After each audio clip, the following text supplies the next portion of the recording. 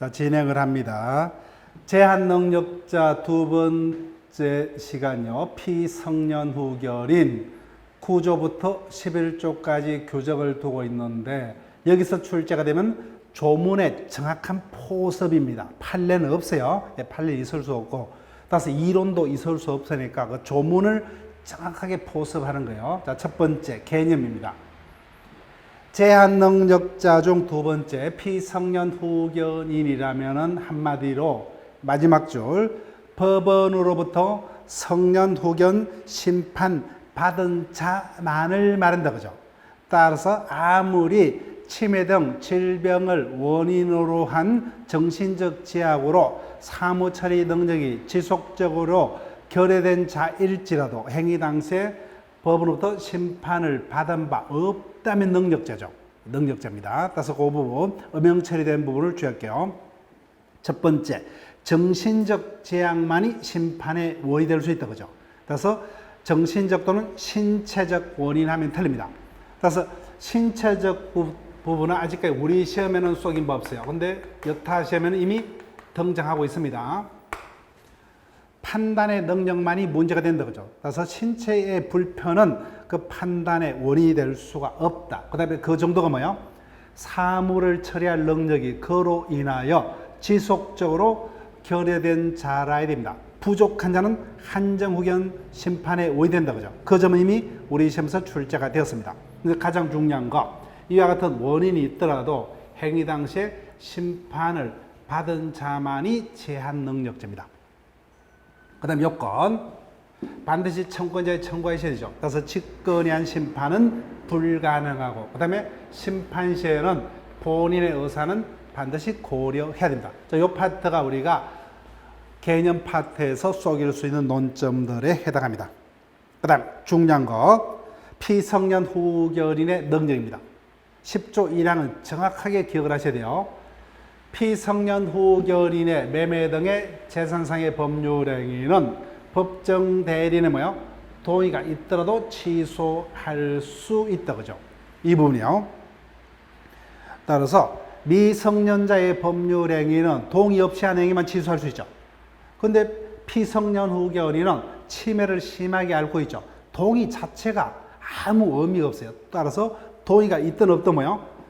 피성년후견인의 스스로의 매명에는 취소할 수 있다. 그래서 법적으로 다른 제한 능력자의 법정 대리인과 달리 뭐요? 피성년후견인의 법정 대리인은 재산 행위에 대한 동의권은 없는 게 된다. 그죠? 나머지 대리권, 취소권, 추인권만 인정되는 결과가 됩니다. 그래서 이 지문도 이미 등장했다. 그죠? 그래서 이자 행위는 키포인트, 법정 대리인이 뭐요? 동의가 있든 없든 이자의 스스로의 매매 등 행위는 취소할 수 있다. 그 다음에 A입니다. 10조 2항 3항을 기억을 하셔야 돼요. 그래서 똑같은 치매를 앓고 있더라도 뭐요? 재산의 정도는 다르고 개별적으로 어떤 판단 능력의 정도도 다르다 그죠? 그래서 법원은 전항에도 불구하고 피성년후견인이 단독으로 할 수 있는 법률행위의 범위를 정할 수 있고 그 범위도 뭐예요? 다시 청권자의 청구가 있으면 변경할 수 있다. 그래서 이해를 하셔야 돼요. 그러면 단독으로 할 수 있는 행위를 정했죠. 그죠? 그 행위는 스스로 유하게 수 있죠. 그 행위는 제한 능력자 행위임을 이유로 취소하지 못한다. 그죠? 자, 그 다음에 니은은 이미 단골입니다. 아무리 이와 같은 피성년후견일지라도 슈퍼에서 콜라 한 병 사 먹는 것은 취소하지 못한다. 그죠? 그래서 일용품의 구입 등 일상생활에 필요하고 그 대가가 가도치 않는 법률행위는 성년후견인이 취소하지 못한다. 그죠? 예, 유의합니다. 그래서 이 부분을 기억을 부탁드릴게요. 그 다음 피한정후견인 개념은 똑같죠. 그죠? 다만 차이점이 사무처리 능력이 뭐야? 지속적으로 결여된 자가 아니라 사무처리 능력이 부족한 자다. 그죠? 부족한 자. 나머지 직권한 심판될 수 없고 청구자에 청구하셔야 되고 그 다음에 심판에는 본인의 의사를 고려를 해야 된다. 그 의는 똑같습니다. 사무처리 능력의 정도만 피성년 후견인은 지속적으로 결여된 자임에 반해서 이자는 뭐예요? 부족한 자이다. 그죠? 그 차이점. 자, 그럼 본격적으로요. 피한정 후결의 능력. 첫 번째, 피한정 후결 능력 범위의 결정.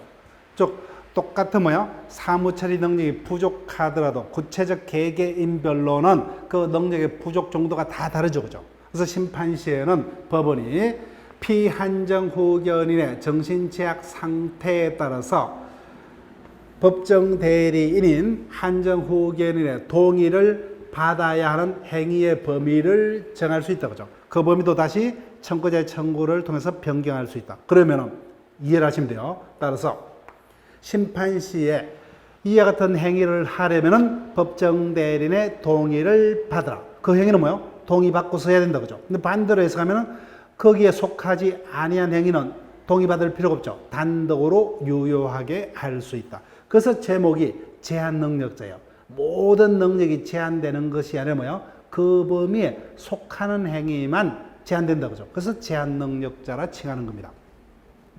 그래서 이 부분 기억할게요. 따라서 한정 후견 심판을 할 때는 법원이 미리 법정 대리인의 동의를 받아야 하는 행위를 범위를 정할 수 있다. 그죠? 그 범위에 속한 행위만 동의를 받고 하고 나머지는 단독으로 유효하게 할 수가 있습니다.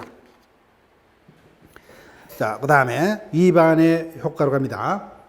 그래서 동의를 받아야 하는 행위를 동의 없이 했다. 그죠? 그 점은 이제 똑같죠.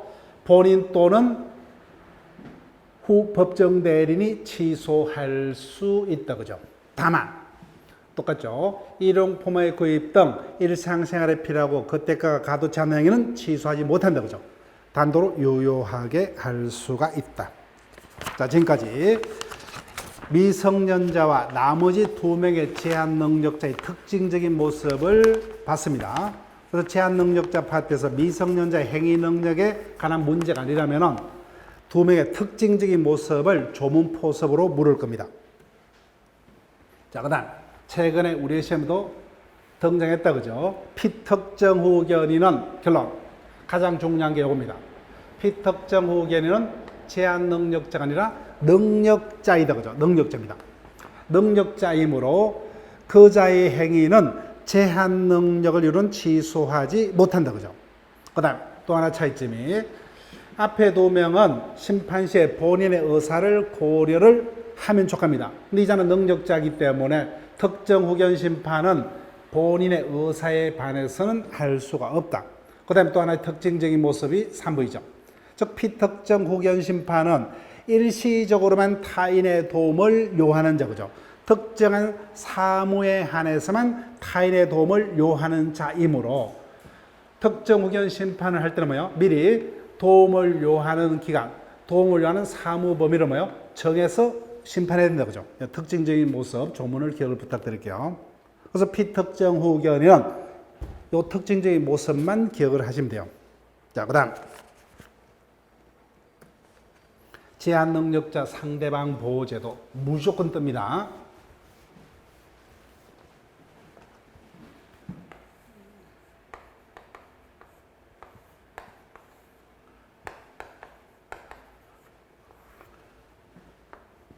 제한 능력자가 단독으로 자신 소유의 부동산을 을에게 매도하는 계약을 체결했다. 등기까지 넘겨줬습니다. 그렇지만 제한 능력자와 같은 재산 행위는 무효가 아니라 유효다. 그죠? 그렇지만 제한 능력자 측에서 취소를 할 수 있다. 취소하면은 처음부터 소급해서 무효가 되고 제한 능력을 이유로 한 취소는 누구에게나 대항할 수 있는 절대적 취소다. 그죠? 그래서 상대방에게 엄청나게 불리합니다. 그래서 상대방을 보호를 하기 위해서 첫 번째, 상대방이 1개월 이상의 유예 기간을 정하여 제한 능력자 측에 대해서 그죠? 즉 제한 능력자 본인 또는 제한 능력자 본인이 상대방이 될 수 없는 경우는 법정 대리인에 대해서 추인 여부 확답을 채구할 수 있다. 그죠? 중요한 것은 이와 같은 채권권 행사는 악의자도 행사할 수 있죠. 악의 상대방도 행사를 할 수가 있다. 그 다음 중요한 것은 누구에게 최고를 해야 되느냐, 그죠? 즉, 최고는 초인 여부를 뭐요? 결정해서 답할 수 있는 능력자에게만 최고를 할 수 있다, 그죠? 따라서 갑이 행위 당시에는 제한 능력자였지만 상대방의 최고 당시에는 능력자가 됐다면 본인에게 최고를 할 수가 있다. 근데 아직까지도 이 자가 능력자가 되지 못한 제한 능력자더라, 그죠? 그래서 제한 능력자에게는 최고를 할 수가 없다. 그래서 제한 능력자에 대한 최고는 이제는 읽어볼 필요가 없어요. 무효입니다. 최고는 누구에게만? 능력자에게만.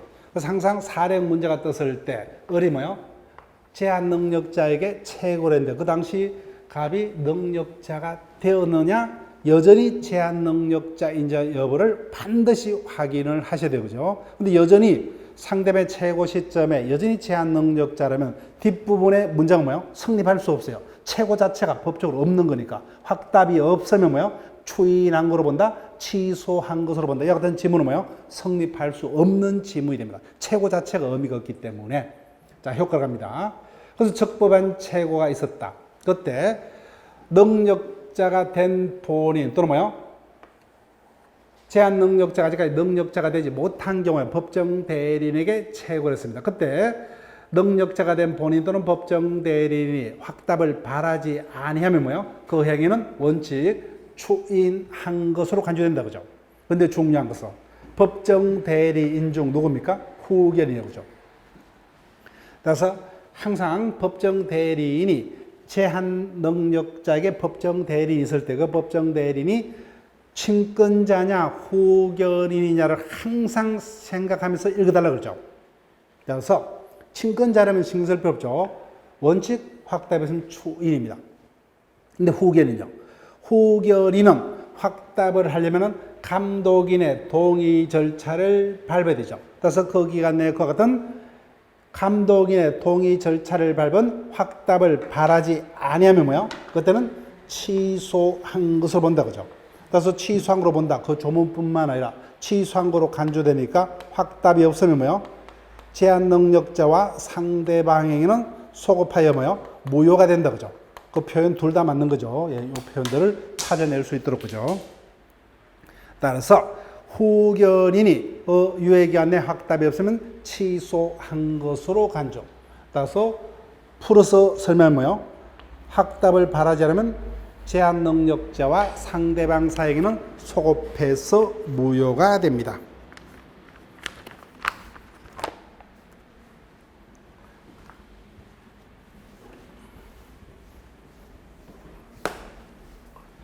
그 다음 철회권과 거절권으로 간다.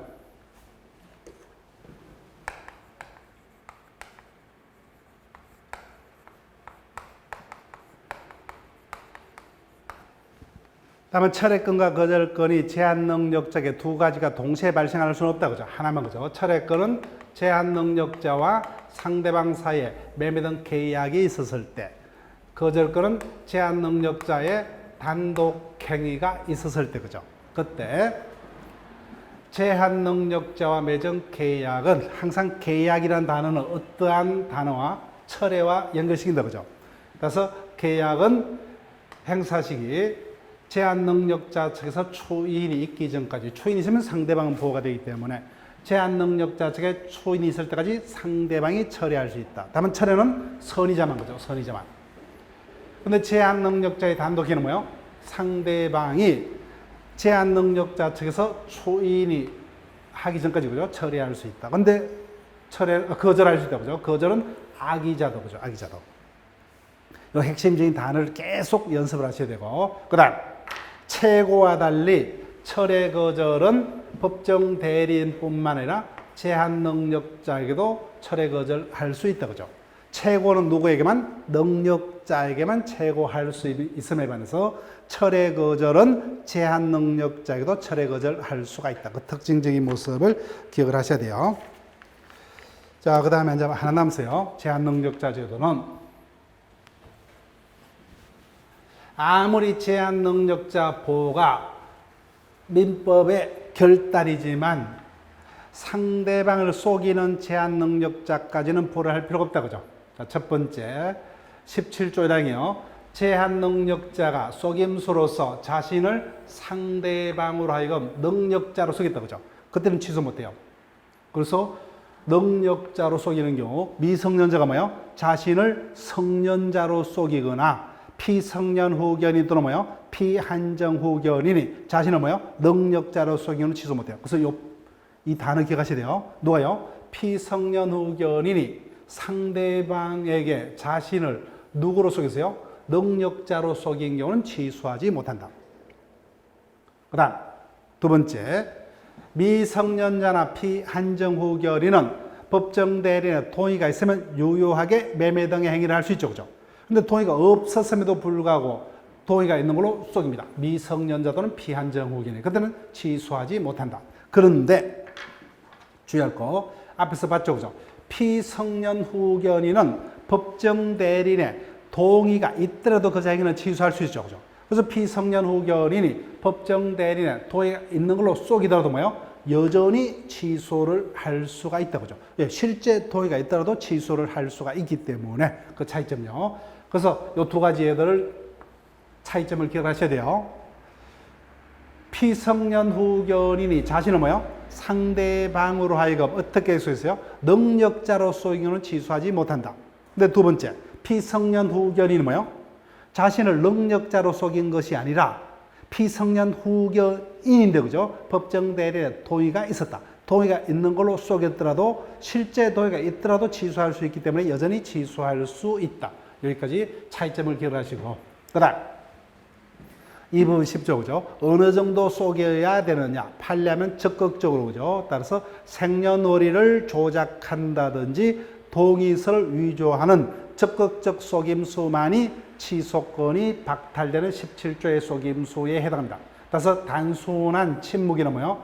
말로서 능력자다, 군대 갔다 왔다, 그죠? 성년자다. 역시 말로서 소극적으로 속이는 것은 17조의 속임수가 아니므로 여전히 취소할 수 있다, 그죠? 자, 여기까지가 제한능력자 제도에 관한 핵심적인 내용들입니다. 그럼 자연인 파트의 마지막 논점으로 갑니다. 부재와 실종이요. 부재와 실종은 각각 한 문제가 출제가 되기보다는 한꺼번에 묶어서 부재자 제도와 실종 선고 제도를 묶어서 한 문제로 출제될 가능성이 더 많을 겁니다. 자, 그러면 하여튼 뭐요? 각각 따로따로 출제가 되든지 한꺼번에 종합적인 형태로 출제가 되든지 지문화가 되었을 때 답이 될 수 있는 논점들요. 첫 번째, 부재자 재산 관리 제도로 갑니다. 먼저 부재자 재산 관리 제도라 하면은 주소지에 남겨진 부재자의 재산 관리를 위해서 인정되는 제도이므로 부재자라면 뭐요? 생사불명자일 필요 없죠, 그죠? 즉 주소지에 남겨진 재산이 관리가 되지 못하고 방치되고 있는 자를 부재자란다, 그죠? 그 점에서 생사불명일 필요 없죠. 그 점이 실종자하고 다르더라고요. 그죠? 어떤 경우만 구가가냐입니까? 부재자 스스로 관리인을 둔 바가 없기 때문에 재산이 방치되고 있는 경우, 그때 요건 이와 같은 경우 법원은 이해관계인 또는 검사의 청구가 있으면 부재자 재산의 관리에 필요한 처분을 명하여야 한다, 그죠? 이때 청구권자인 이해관계인에 해당하느냐 해당되지 않느냐, 이때 이해관계인이라면 법률상의 이해관계인만을 말이죠. 사실상의 이해관계인인 친구, 이웃, 사실혼 배우자 등은 청구자 될 수 없다. 여기까지 우리가 절대로 안 틀릴 거예요, 그죠? 그래서 혹시나 뭐야? 아직 우리 시험은 출제된 법 없어요. 여타 시험에서 최근에 이 부분을 묻고 있어요.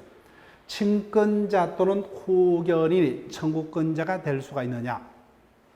친권자 또는 후견인은 법정 대리이다, 그죠? 따라서 부재자이더라도 이 자에게 이미 이와 같은 법정 대리이 있다면 그 자들이 법에서 부재자의 재산을 이미 관리를 하고 있으므로 국가에서 관여할 필요 없죠. 따라서 이 자들은 청구권자가 되지 못한다, 그죠? 친권자 후견인은 부재자 재산 관리 명령 제도를 법원에 청구할 수 있는 청구권자가 되지 못한다. 청구권자에서는 이자가 답이 될 수가 있어요. 만약에 출제된다면. 근데 일반적으로 출제된다면 이런 것들은 그냥 주는 지문이기 때문에 우리는 신경 쓸 필요가 없어요. 자, 그 다음.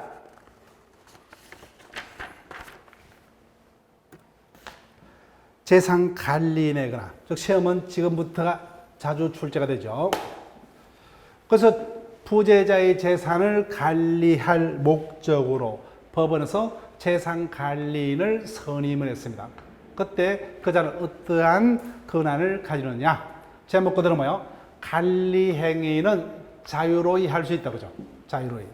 그래서 관리 행위란 보존 행위, 이용, 계량 행위를 말한다, 그죠? 저기와 같은 관리 행위는 자유로이 할 수 있다. 그렇지만 처분 행위는 하려면 법원의 허가를 받아야 한다. 그래서 제일 많이 떴던 경우죠. 이때 법원에 가는 사전 허가뿐만 아니라 사후 허가도 가능하다, 그죠? 사후가. 그 다음에 한 개, 법원의 허가를 얻었더라도 그 처분 행위는 누구의 이익을 위하여? 부재자 본인의 이익을 위해서. 따라서 허가를 얻었더라도 뭐요?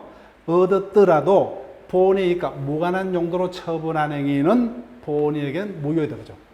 따라서 타인의 채무를 담보할 목적으로 부재자 본인의 부동산에 저당권을 설정하는 행위는 무효이다, 그죠? 본인이니까 무관하기 때문에. 제일 자주 듣던 요거다, 그죠? 사후 허가도 이용합니다. 그래서 개별 판례로 갑니다. 그래서 부재자 재산을 타인에게 임대하고 임대료를 청구하는 행위라든지 부재자의 재산에 대한 제3자의 불법행위가 있을 때, 그죠? 그 자를 상대로 손해배상을 청구하는 행위 등은 관리 행위이므로 법원의 허가를 요하지 않는다, 그죠? 그 다음, 개별 판례입니다. 그래서 관리인이 부재자 소유의 재산의 매각 허가를 받았습니다. 그때 매각치 않고 뭐요? 그 재산을 다시 타인에게 저당권 등을 설정을 하기 위해서 법원의 허가를 다시 또 받아야 되느냐? 우리 상식적으로 매각 행위가 더 범위가 넓은 겁니까? 저당권 설정회가 범위가 더 넓은 거예요? 전자다, 그죠? 따라서 이미 그 범위가 더 넓은 매각에 대해서 유효한 허가가 있었기 때문에 그 물건은 뭐예요? 매각치 않고 대물 변제 제공 또는 저당권을 그 물건에 대해서 설정하고자 할 때는 뭐예요? 그보다 더 범위가 넓은 매각 처분에 대한 이미 허가를 받았기 때문에 그 범위가 좁은 그 물건 자체는 저당권 등의 설정 행위에 대해서는 재차 허가를 받을 필요가 없다는 겁니다. 없다. 여기까지. 자, 그 다음. 개별 판례, 그죠? 아무리 처분 허가를 받았다더라도 그 행위는 본인의 이익을 해서 따라서 키포인트 요거죠. 부재자의 채무 담보가 아니라 뭐요? 타인의 채무를 담보하기 위해서 부재자 재산의 저당권을 설정한 행위는 부재자에게는 아무리 이득이 없다, 그죠? 그래서 이와 같은 행위는 무효입니다. 허용되지 않는다.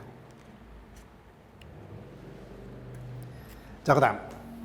그래서 재산관리인의 권한 범위까지에 관한 논점 봤어요.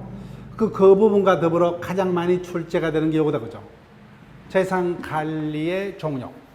종료 사유는 굳이 외울 필요 없어요. 부재자 스스로 돌아와서 관리를 할 수 있게 되었다든지 본인 스스로 뭐요? 자신이 원하는 관리인을 다시 선임했다든지 부재자에게 실종 선고 재판이 확정되거나 사망이 되었음이 확인됐다, 그죠? 그런 경우에는 법원은 청구권자의 청구가 있으면 종전의 재산관리 명령을 반드시 취소하여야 합니다. 자, 단어 요거예요. 처분명령을 취소해야 되는데 효과. 취소는 뭐요? 단어는 취소지만 우리가 일반적으로 알고 있는 개념과 다르죠, 그죠? 그 취소 효과는 장래를 향해서만. 따라서 이항에 재산관리 명령 취소 전에 관리인의 모든 뭐요? 권한 범위 내에서 행위는 유효하다, 그죠? 네, 그 부분을 기억하시고. 그 다음에 지금부터요.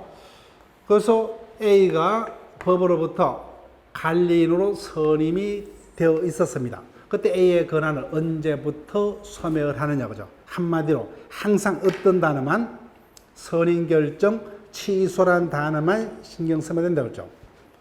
즉 A는 누구로부터? 법원의 선임 결정에 의해서 선임이 됐죠. 그럼 이자의 권한은 언제부터? 법원의 선임 결정, 취소가 있어야만. 따라서 재산관리인이 법으로부터 권한 초과 행위의 허가를 받고 그 선의결정 취소 전의 한 행위는 뭐예요? 나중에 밝혀진 바에 의하면 부재자에 대한 실종기간 만료 이후에 있었다. 그죠? 그렇더라도 그 행위는 그대로 유효. 한마디로 뭐예요? 나머지 뭐 볼 필요 없어요. 선의결정 취소 전에 권한 범위 내에서 행위는 뭐예요? 그대로 유효하다. 그죠? 그대로 유효합니다. 선의결정이 취소가 되었더라도 뭐예요? 그 효과는 장래를 향해서만. 그죠? 그래서 계속 같은 질문이에요. 앞부분 어떤 질문이 따로 상관할 필요가 없죠. 부재자의 사망이 뭐예요? 확인이 되었더라도 선의결정이 취소되지 않는 한 권한은 뭐예요? 계속 권한을 행사할 수 있다. 그죠? 예.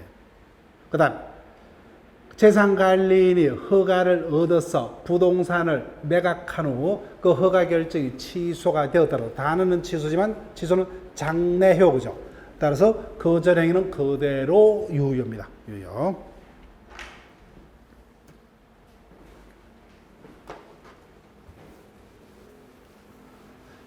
자, 이 부분은 우리 시험에 딱 한 번 떴어요. 13회차. 그래서 여러분들이 이 부분은 출제 가능성이 떨어집니다. 그죠? 예, 떨어지는데 딱 한 번 떴어요. 자, 부재자 스스로 자신이 원하는 관리인 A를 선임을 해서 재산 관리를 맡겼다. 그래서 이자는 뭐예요? 본인 스스로 선임한 임의 대리인이고 국가는 원칙적으로 관여치 아니한다. 그죠? 그래서 그 자가 본인으로부터 처분할 수 있는 권한까지 받았다. 그죠? 그래서 처분 행위를 함에도 법원에 관여 필요 없어요. 다만 A종 두 가지 경우. 본인의 부재 중 관리인의 권한이 소멸한 경우, 또는 본인의 생사가 분명치 않게 된 경우에만 법원이 예외적으로 관여를 합니다. 그때 관여 형태는 본인이 정해둔 관리는 뭐예요? 개임할 수도 있고 개임하지 않고 뭐예요? 유임한 채 감독만 할 수도 있다. 그죠? 그때 시험 뜬다면 2번이요. 이 경우 종전에는 법원의 관여를 받지 않는 임의 대리인의 신분이었지만 지금 뭐예요? 그대로 유임이 됐다 할지라도 법으로부터 감독을 받아야 하는 법정 대리인으로 지가 바뀌었죠. 그래서 이자가 관리 행위까지는 뭐예요? 자유로이 할 수 있지만 유임이 됐더라도 처분 행위 등을 하려면 법원의 허가를 받아야만 한다. 그죠? 요 지문 하나 기억하시면 돼요. 그래서 부재자 제도는 스스로 관리인을 두지 아니한 경우 2주로 출제가 될 거예요. 자, 그러면 자연인의 마지막 논점을 갑니다. 실종 선고 제도로 갑니다. 자연인의 권리 능력 소멸 사유는 사망밖에 없죠. 어떻게 현혹하더라도 사망밖에 없습니다. 그런데 일정한 경우 시신이 발견된 바 없지만 생사불명 상태가 장기간 지속되는 경우 잔존 배우자의 재혼 등의 길을 열어주기 위해서 민법상 둔 제도가 뭐예요? 실종 제도다. 그죠? 그래서 부재자 갑에 대한 실종 선고를 하려면 요건, 첫 번째 실질적 요건이 부재자가 생사불명자라 되고 그 생사불명 상태가 법이 정한 일정한 기간 계속이 되어야 합니다. 근데 이번 판례가 아직 우리 시험에 출제된 법 없죠. 근데 최근에 다른 시험에서 출제가 됩니다. 그래서 강조했다. 그죠? 해녀가 잠수복을 입고 해산물 등을 채취하기 위해서 입수했죠. 근데 떠오르지 않았다. 근데 실종이 선고를 하려면 보통 실종이다, 특별 실종이다. 보통 실종이라고 그랬죠. 보통 실종. 따라서 이 경우 특별 실종이 아니라는 겁니다. 보통 실종. 그럼 생사불명 상태가 몇 년이 돼야만 실종 선고를 할 수 있다? 5년. 그죠? 1년짜리가 아니라 뭐야? 5년짜리라는 거예요. 5년짜리. 그 다음 형식적 요건, 실종 선고 파트에서 가장 많이 출제됐던 지문이다. 그죠? 직권에 심판 없어요. 청권자의 청구가 있어야 됩니다. 그 다음에 6개월 이상의 공시최고 절차를 반드시 거쳐야 되는데 청구권자와 관해서 선순위 상속인이 존재를 하고 있다면 뭐요? 이하 상속인들은 실종 선고 청구권자가 될 수가 없다. 그죠? 실종 선고 파트에서 가장 많이 지문화됐던 지문입니다. 그 다음 효과로 갑니다. 실종 선고 재판이 확정되면은 그자는 뭐요? 사망한 거로 간주가 된다 그죠? 자, 이 부분 틀리면 안 돼요. 언제 사망자로요? 재판 시간이라 실종 기간이 만료한 때다 그죠? 실종 기간이 만료한 때. 그래서 항상 재판 시보다는 최소한 몇 개월 이상은 6개월 이상은 사망 시점이 앞당겨질 수밖에 없죠. 그죠? 예, 실종 기간 만료시입니다. 그럼 반대로 해석하면은 실종 기간 만료 시까지는 뭐예요? 살아 있는 것으로 다뤄진다 그죠? 최근에 이 부분을 자주 묻고 있죠. 그죠? 자, 그러면 갑에 대한 실종 선고 재판이 확정이 되면은 갑의 재산은 언제부터 상속이 개시됩니까? 실종 재판시입니까? 실종기간 만료시요? 실종기간 만료시다 그죠? 그때 사망자니까. 그 다음 2번요. 제일 힘들어하는 부분 중에 하나죠. 그 실종 선고가 있으면 갑은 사망자로 간주가 되는데 사망으로 간주되는 범위는 모든 곳이 아니라 뭐요? 종래 주소를 중심으로 한 모든 법률 관계가 아니라 제3법 가족법적, 즉 사법적 법률 관계에 한해서만 사망자로 취급이 된다. 따라서 살아서 돌아온 이후의 법률 관계, 그죠? 생한 이후의 법률 관계, 다른 곳에서 법률 관계, 공법사의 법률 관계는 실종 선고 상관없죠. 취소할 필요도 없다, 그죠? 실종 선고를 취소치 않고도 유효하게 매매 등 권리 의무 활동을 할 수가 있다, 그죠? 그 부분을 기억하시고 제일 여러분들이 힘들어하는 논점 중에 하나입니다. 그 다음 실종 선고의 취소입니다. 실종 선고를 받은 자는 사망자로 간주가 되므로 그 효과를 번복하는 유일한 방법은 취소 제도밖에 없죠. 요건 사실은 여러분들이 그냥 한번 눈으로 확인하시고 그 다음 실종 선고를 취소를 하려면 반드시 청권자의 청구가 있어야죠. 그때 청권자는 본인이 한 명 더 추가되더라고요.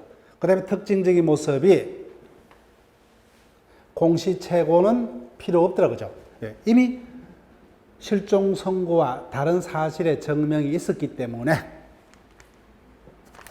자, 그 다음에 효과를 갑니다. 그래서 갑에 대한 실종 선고 재판이 취소가 되면은 선고로 인한 법률 효과는 뭐예요? 원칙적으로 없던 게 된다고 하죠. 소급해서 무효가 됩니다. 자, 근데 가장 중요한 질문이요. 다만 언제부터 언제까지요? 실종 선고 후 그 취소 전에 선의로 한 행위는 그대로 유효하다 그죠? 그래서 시점, 효과 발생 시점 제일 단골 지문입니다. 따라서 아무리 선의라도 뭐요? 실종 선고 전에 행위는 보호를 받지 못해요. 실종 선고 이후에 그 취소 전의 행위만 보호가 됩니다. 그래서 아무리 선의일지라도 뭐요? 선의일지라도 실종 선고가 되기 전의 행위는 보호를 받지 못한다. 그 다음 케이스 같다면 이자다 그죠? 실종 선고를 직접 원인으로 재산을 취득한 자 대표인 자가 상속이죠. 상속인은 무조건 상속받은 재산을 반환해야 됩니다. 다만 그 반환 범위는 부당이득 반환 범위하고 똑같죠. 선의자는 현존하는 이익까지. 악의자는 뭐예요?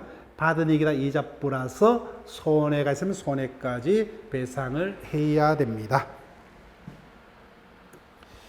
자, 지금까지 자연인 파트에서 출제될 수 있는 논점들을 살폈습니다. 그 다음 법인 파트 들어갑니다. 법인 파트에서도 2문제 내지 4문제가 출제가 됩니다. 근데 평균적으로는 3문제 정도가 예상이 된다 그죠? 그때 우리가 반드시 확인해야 될 사항들을 확인합니다. 자, 민법상 법인은 비영리를 목적으로만 그때 사단과 재단 두 가지 종류가 있다 그죠? 그때 설립 요건은 여러분들이 눈으로만 쭉 확인하시고 비영리 사단법인을 설립하려면 설립회의가 있는데 설립행위는 재단법인 설립회의가 됐던 사단법인 설립회의가 됐던 일정한 법이 정한 사항을 서면인 정관에 기재하고 설립자가 기명 날인하는 방식으로만 그죠? 요식행위입니다. 즉 우리 시험 범위에 들어가는 요식행위는 법인 설립행위밖에 없죠. 그 다음에 합동이고 사단법인 설립에서는 출제가 된 경우입니다. 정관의 법적 성질. 이건 단골이에요. 정관은 자치법규에 해당한다 그죠? 그래서 자치법규이기 때문에 사원, 기관 등은 정관에 구속이 되죠. 자치법규이기 때문에 구속됩니다. 그래서 자치법규이기 때문에 그 해석은 객관적인 법 해석의 방법으로 행해져야 되죠.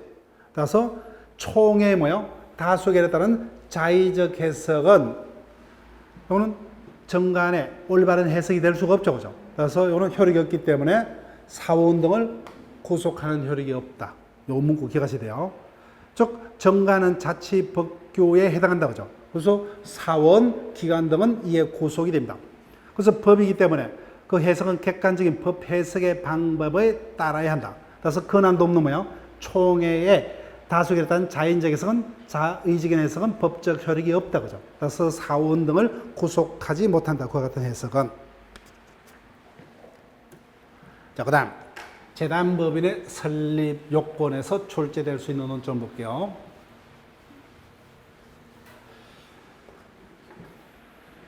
법적 성질에서 이게 일단 기본이 되죠. 재단법인 설립 행위는 대표적인 상대방 없는 단독 행위. 그 다음에 동그라미 1번 법률행위죠. 모든 법률행위는 차고 취소할 수 있다. 그죠? 그래서 재단법인 설립행위도 뭐요? 차고 취소 요건이 구비되면 설립자가 차고 취소할 수 있다. 그죠? 그 다음 우리 쌤에서 몇 차례 출제됐어요. 그래서 그 출연재산의 출연행위도 뭐요? 차고 지금 취소할 수 있죠. 그 출연재산이 법인의 기본 재산인지 여부는 문제 없대요. 그죠? 그래서 요건만 구비되면 출연행위도 차고를 해서 취소할 수 있다. 그죠? 한마디로 뭐만 기억하시면 돼요? 모든 법률행위는 요건만 구비되면 차고 취소할 수 있다. 그죠? 그래서 앞부분 이전 신경 쓸 필요 없죠. 그 출연행위를 출연자가 취소를 하고자 함에 있어서 그 출연재산이 뭐예요? 법인의 기본 재산이냐 여부는 신경 쓸 필요 없죠.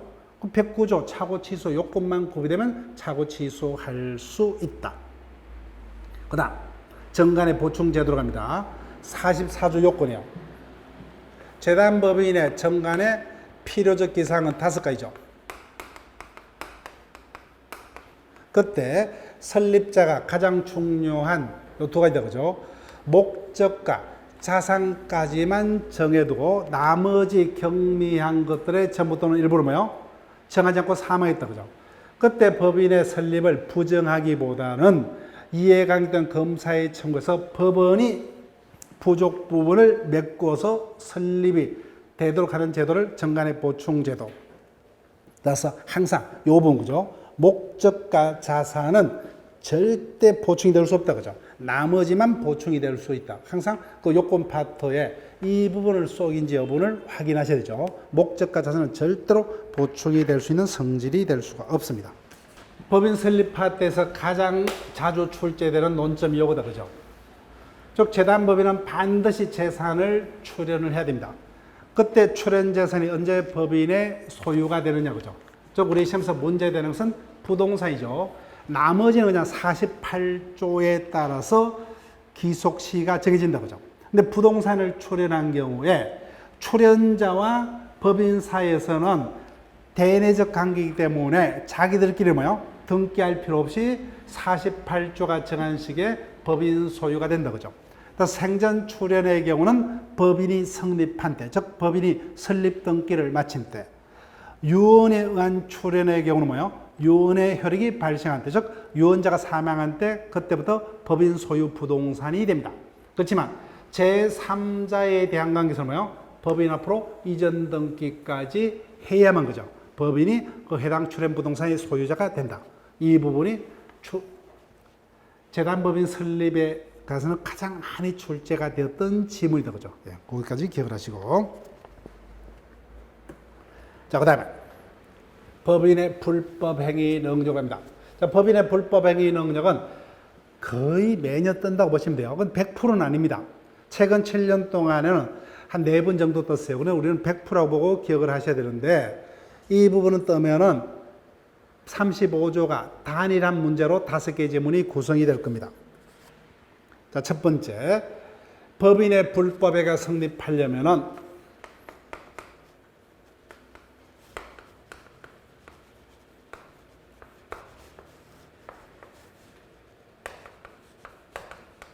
첫 번째, 행위자 갑의 신분이 대표라 해야 된다. 그죠? 대표. 그래서 이자가 대표 기간이 아닌 경우는, 즉 이자가 피용자다. 그죠? 피용자인 경우는 A 법인은 사용자 책임은 부담할 수 있지만 법인 자신의 불법행위 책임은 성립할 수 없다. 그죠? 그래서 이 부분 최근에 여러 번 등장했어요. 따라서 양자는 동시에 성립할 수가 없죠. 법인의 불법행위가 성립하든 뭐요? 사용자 책임이 성립하든 양자 중에 하나면 성립한다. 그죠? 그래서 법인의 불법행위가 성립하는 경우는 사용자 책임은 성립하지 않는다. 즉 행위자가 대표 기간이라면은 법인의 불법행위가 성립을 하고, 반대로 뭐요? 행위자가 피용자라면 사용자 책임이 성립할 수 있다. 그죠? 그다음 대표 기간이어야 됩니다. 그래서 2번, 3번을 묻고, 즉 2번은 이미 지문에서 답이 떠 있다. 그죠? 대표가 아니라는 거죠. 대표권이 없는 이상. 결론. 대표가 아니기 때문에 결론. 법인의 불법에는 성립할 수 없다. 그죠? 나머지 볼 필요 없죠. 대표가 아니기 때문에. 그 다음에 3번. 그럼 대표인지 여부를 어떻게 판단할 것이냐. 그죠? 실질적으로 판단하죠. 그죠? 키포인트 요거다. 그죠? 실질적으로. 즉 35조 1항의 대표 기간에 해당되는 여부는 뭐예요? 명칭, 직위, 등기, 여하, 불문하고 뭐예요? 실질적으로 법인을 운영하면서 사실상 법인을 대표한 자가 대표다. 그죠? 이자의 행위에 대해서 35조 책임이 성립한다는 거죠. 형식적으로 판단하는 것이 아니라 실질적으로 판단합니다. 그 다음 두 번째, 대표 기간의 모든 행위가 아닌 대표 기간의 직무행위여야 됩니다. 그래서 이론적으로 이 파트가 제일 중요하죠. 그때 대표기관의 행위가 직무행위인지 여부는 피해자의 시각에서 외형적으로 판단한다. 그죠? 그래서 외형상 대표자의 직무행위로만 인정이 되면 그 행위가 뭐예요? 대표기관 개인의 사리를 도모하게 한 대표권 남용 행위가 됐던 거죠. 또는 법에 위반되는 행위가 되었더라도 법인의 불법행위가 성립을 한다. 그죠? 그런데 한계입니다. 2번. 다만 상대방이 이미 구체적으로 대표기관 가배가 직무행위에 해당되지 않음을 알았거나, 그죠? 중량수 요거부터죠. 몰랐더라도 뭐요? 중대한 가실로 모르는 경우, 중대한 가실로 알지 못한 경우에는 그때는 법인의 불법행위는 성립하지 않는다.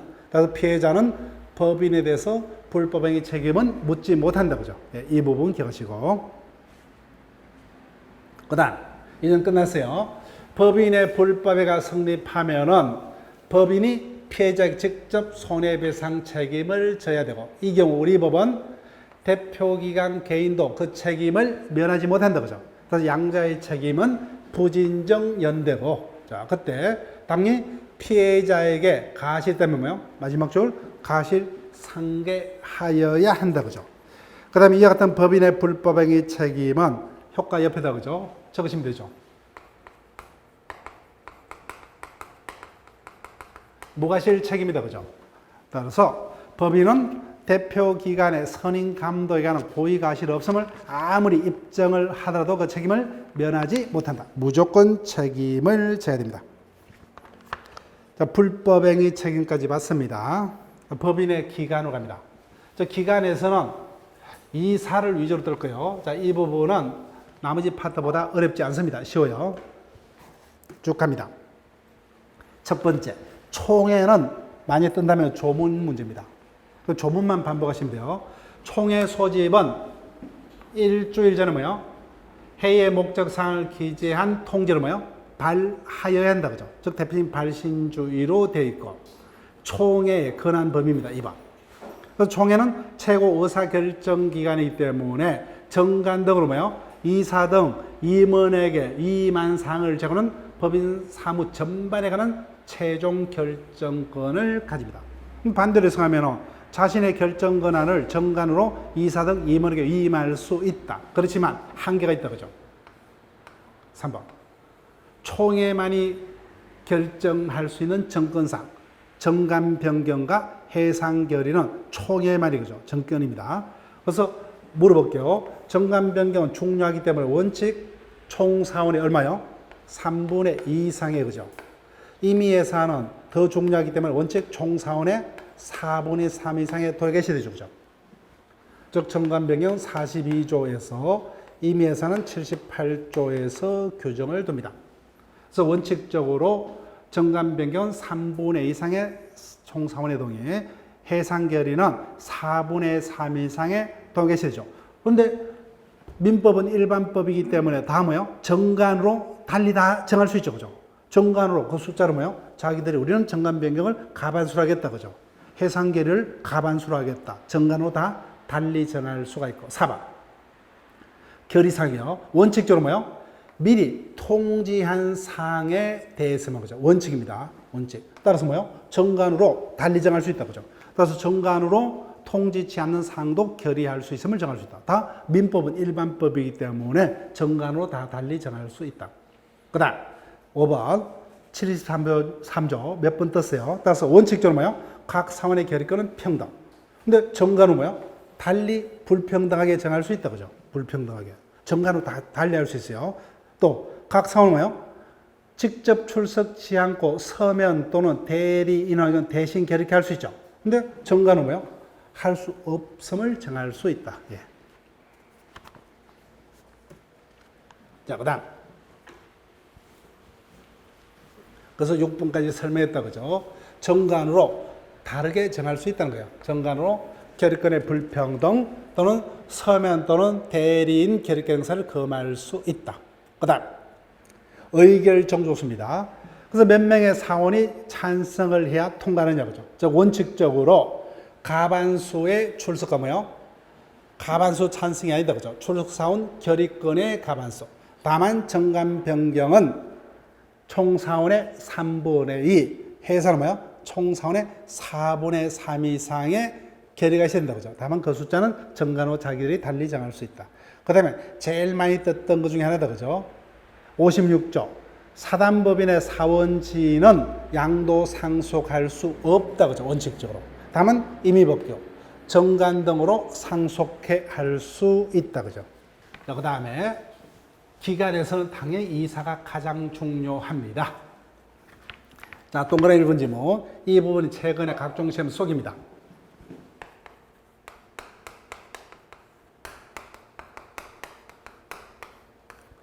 이사의 임명은 정관의 필요적 기상이다. 그죠? 이사의 임명에 관한 사항은 정관 기상이다. 등기 사항은 아니죠. 이사 임명 사항은 정관 기사일 뿐 등기 사항은 아닙니다. 뭐가 등기 사항이요? 이사가 선임됐다면 이사의 성명 주소가 등기 사항이에요. 등기 사항. 요 차이점 기억하시고. 그다음 2번, 3번 반대 표시하시고 이 부분이 본격적으로 출제가 될 수 있고 문제집에서 뭐요? 2번을 답으로 한 것도 있고 뭐요? 3번을 답으로 한 것도 실어뒀다. 그죠? 각각 따로따로 답이 된 게 이미 기출되고 있습니다. 즉 민법은 일반법이기 때문에 정관이 있다면 정관이 먼저 적용되죠. 그래서 정관에 이사의 해임 사유를 규정을 두고 있다. 그럼 뭐요? 원칙적으로 그 정관에서 정한 사유로만 해임할 수 있다. 그죠? 따라서 원칙적으로 정관에서 정하지 않는 사유로는 해임하지 못합니다. 언제나 틀려요. 다만 예외적으로 정관에 규정되지 아니한 사유일지라도 뭐요? 법인은 이사의 중대한 의무 위반 등 특별한 사정이 있는 경우 뭐요?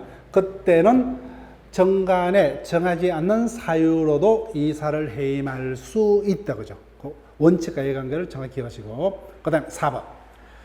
종전에 우리 시험에서 단골적으로 지문화됐던 지문 중에 하나입니다. 그래서 이사가 사임을 하고자 할 때 누구의 승인 필요 없다. 그죠? 간할간처 등의 승인 필요 없다. 승인을 요하지 않는다.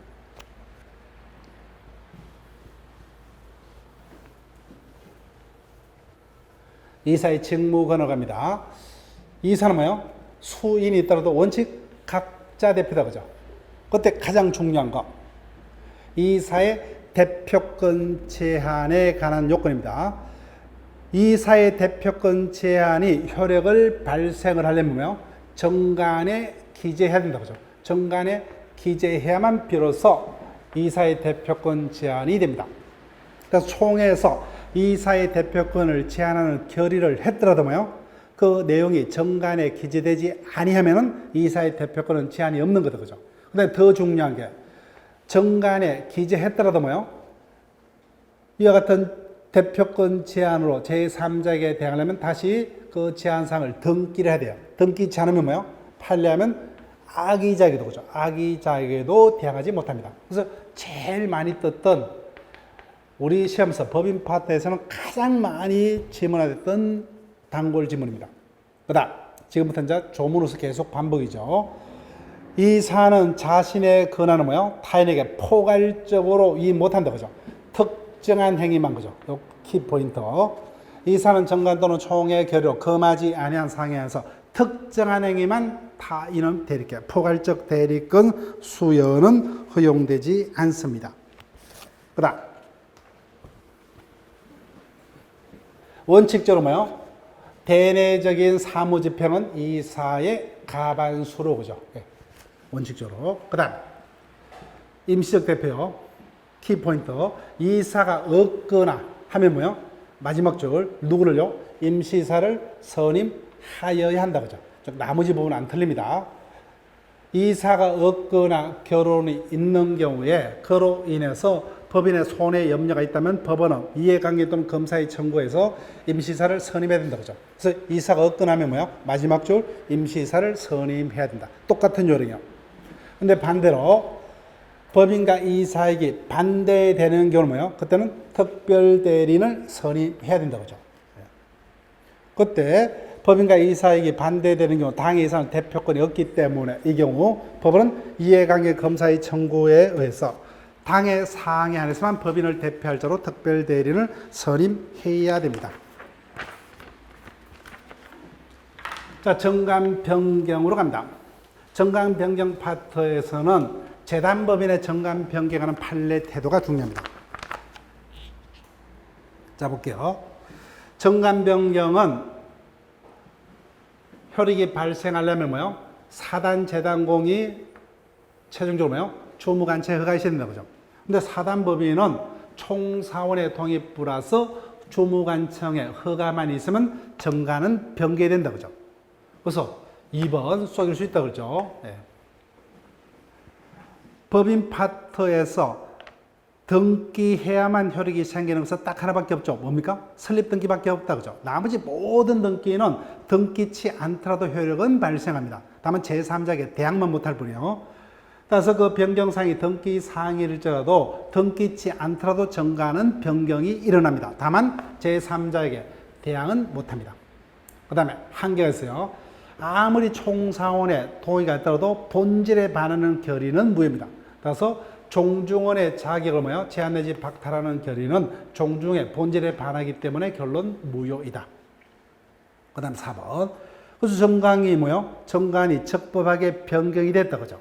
사원 덕실 변경에 정관상이 적법 절차를 거쳐서 변경된 경우 그 이후에 구성원이 바뀌었더라도 뭐요? 여전히 동일한 법인이다, 그죠? 동일한 법이 됩니다. 한두 번 질문이 된 적이 있어요. 그 다음 재단법인의 정관 변경이 이론적으로 더 중요합니다. 그래서 재단법인의 경우는 반드시 정관에 그 기본 재산을 규정해야 됩니다. 이때 기본 재산의 정관 내지 감소는 결론 정관의 변경을 초래한다, 그죠? 그래서 정관 변경이기 때문에 주무관청의 허가를 받아야만. 그래서 각종 시험에 예전에 가장 많이 출제됐던 유행하는 지문입니다. 그때 기본 재산은 뭐예요? 처분하는 행위는 물론 그 기본 재산은 뭐예요? 새로 사서 편입하는 행위 모두 주무관청의 허가를 받아야만. 그래서 개별 예로 갑니다. 그래서 기본 재산은 뭐예요? 강제 집행을 실시합니다. 그래서 제3자에게 경락이 된다, 그죠? 재산이 감소되죠. 그래서 강제 집행. 그 다음에 법인의 채권자가 기본 재산을 수동 채권으로 상계. 그럼 재산이 감소되죠. 따라서 이런 경우는 기본 재산의 처분이므로 주무관청의 허가를 받아야 돼요. 그래서 강제 집행, 상계. 거기 체크하시면 돼요. 기본 재산에 대한 강제 집행.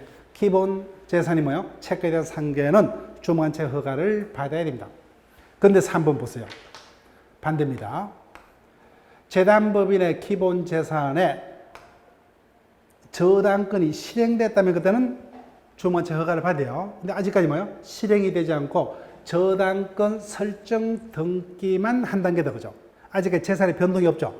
그래서 재단법인의 기본 재산에 단순히 아직까지 뭐요? 저당권 설정 등기만 하는 단계에서는 기본 재산의 변동이 없기 때문에 주무관청 허가를 요하지 않는다.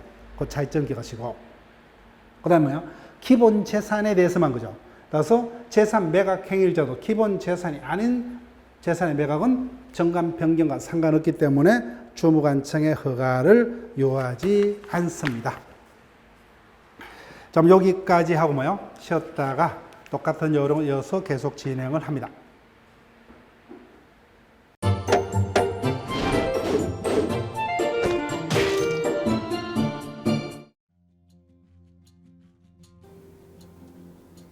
여러분 안녕하세요. 주택관리사 회계 원리를 담당하는 김향수입니다.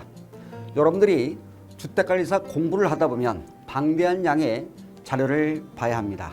하지만 그것을 일일이 다 출력을 하거나 보관을 하는 데는 여러분들이 불편함이 있습니다. 이를 해소하기 위해 핸드폰을 활용할 수 있는데요. 네이버 밴드라는 어플을 통해 필요한 자료를 보거나 다운을 받을 수 있습니다. 이 네이버 밴드를 활용하는 방법을 알려드리도록 하겠습니다. 자, 1단계. 자, 네이버 밴드 어플을 다운받습니다.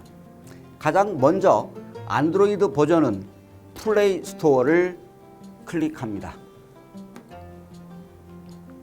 아이폰은 앱스토어에서 하시면 됩니다. 그 다음 검색창에서 네이버 밴드를 검색하시고 다운 혹은 설치를 클릭하시면 됩니다. 2단계 밴드 어플에서 주소모를 검색합니다. 설치가 완료되면 어플을 눌러 밴드를 실행시키겠습니다. 밴드 어플을 누르면 이측 상단에 돋보기 모양의 아이콘이 보입니다. 이 돋보기 부분을 클릭하면 맨 위쪽 하얀 공간이 생기는데요. 이곳을 눌러 주수모라고 검색을 합니다. 자, 검색 결과로 주택관리사 수험생 모임이라는 밴드가 뜹니다. 검색 바탕에 하얀 글자의 밴드입니다. 여기를 누릅니다. 3단계 해당 주소모 밴드로 들어갑니다. 이 밴드는 주택관리사를 공부하는 수험생들을 위한 밴드입니다. 수험생들을 위한 시험 정보나 자료가 업로드되어 있어 공부할 때 활용할 수 있는 밴드입니다. 보시는 것과 같이 공지사항이나 강의 자료가 제공되고 있습니다. 4단계 또 다른 꿀팁 모바일 일학습입니다. 이제 핸드폰으로 짬시간을 활용하여 공부하는 학습법을 알려드리겠습니다. 자료 페이지에서 뒤로 가기를 누르면 처음 봤던 페이지가 뜹니다. 여기서 내려가 보세요. 모바일 일학습이란 코너가 보입니다. 이 부분을 누르면요, 교수님들이 매일 업데이트하고 있는 강의 자료들이 보입니다. 핵심 부분이라고 할 수 있는 문제들이 나열되어 있고요. 더 아래로 내려가면 정답과 해설 부분도 있습니다. 맨 아래 부분을 보시면 이렇게 댓글 쓰기도 남길 수 있고요. 스마일 부분을 눌러 좋아요로 표시할 수도 있습니다. 짬을 내어 스스로 학습한 뒤 모르는 부분을 질문도 할 수 있고 하루 동안 공부했던 것을 정리하거나 공부한 소감을 적으실 수 있습니다.